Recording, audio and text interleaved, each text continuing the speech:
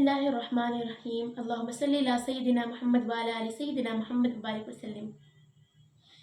एक हदीस मुबारक का मफ़हूम है कुर्ब क़यामत मुशरिकीन मुसलमानों पर गालिब आ जाएंगे। सवाल पैदा होता है कि क्या इज़राइल फ़िलिस्तीन पर यानी मुसलमानों पर गालिब आ जाएगा और खैबर तक पहुँच जाएगा। इंशाअल्लाह इसी सवाल का जवाब आज अपने इल्म के मुताबिक से हम आप लोगों को देंगे। तो सबसे पहली बात तो इसे एक एग्जाम्पल से समझने की कोशिश करते हैं कि जब इंसान को ये पता है कि उसकी मौत आनी ही आनी है तो वो कोशिश क्यों करता है अपनी जान बचाने की। हर जानदार अपनी जान बचाने की कोशिश करता है, चाहे वो एक चींटी ही क्यों ना हो। तो हमें इससे समझ में आता है कि कोशिश करने में कोई भी हर्ज नहीं है और हमें कोशिश करते रहना चाहिए।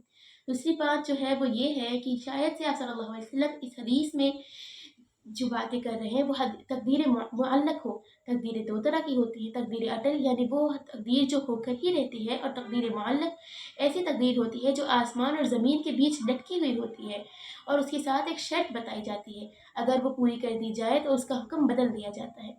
आप सल्लल्लाहु अलैहि वसल्लम ने जब इस हदीस को फरमाया तो वो जब सहाबा कराम और उम्मुल मोमिनीन ने सवाल किया कि क्या उस वक्त मुसलमानों की तादाद कम होगी, आप सल्लल्लाहु अलैहि वसल्लम ने जवाब में फरमाया नहीं, उस वक्त मुसलमानों की तादाद बहुत ज़्यादा होगी, लेकिन उनके अंदर वहम पैदा हो जाएगा। वहम उसे कहते हैं कि जब इंसान के दिल में हुब्बुद दुनिया कराहियतुल मौत आ जाए, यानी वो दुनिया से मोहब्बत करने लगे और मौत से डरने लगे।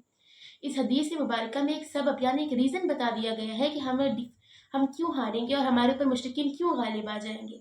अगर उम्मत ये कोशिश करे कि अपने दिल से वो हुब्ब दुनिया निकाल दे और कराहियतुल मौत को निकाल दे, तो हो सकता है कि यहाँ पर इसका सबब कि इस वजह से हुक्म बदल दिया जाए और हम अपनी शिकस्त को फतह में तब्दील कर दें। यहाँ पर एक एग्जाम्पल लेते हैं, जैसे जंग उहद में सल्लल्लाहु अलैहि वसल्लम ने सहाबा कराम से फरमाया कि इस जगह से हरगिज़ मत हटना, चाहे मेरे टुकड़े टुकड़े क्यों ना हो जाए। लेकिन आखिर में सहाबा कराम जब देखते हैं कि उन्होंने फतह हासिल कर ली है तो वो उस जगह से हट जाते हैं, और इसकी वजह से आप सल्लल्लाहु अलैहि वसल्लम को भी काफ़ी चोट आती है और उनकी फतह शिकस्त में बदल जाती है। तो अगर हम कोशिश करते हैं तो शायद से और इसकी पॉसिबिलिटीज़ हैं कि हम अपनी शिकस्त को फतह में तब्दील कर दें।